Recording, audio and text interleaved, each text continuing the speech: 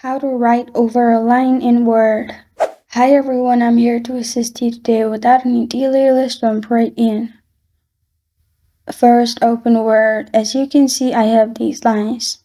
And if I try to type in here, lines will just go away.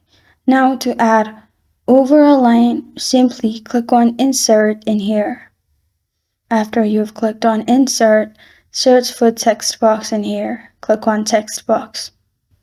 Then click on Draw Text Box. After you've done that, draw the text box above the line. After you've done that, you'll find Shape Format at the top. Click on Shape Fill and make sure there's no fill. Now click on Shape Outline and make sure there's no outline as well. Then you can go to Home at the top and select your font size, font also. After you've done that, you can simply type in over the line. Press on Enter. You can also drag the text box as you want. I want this in the middle, so I'm simply dragging it in the middle and press on Enter and you're good to go. This is how to write over a line in Word.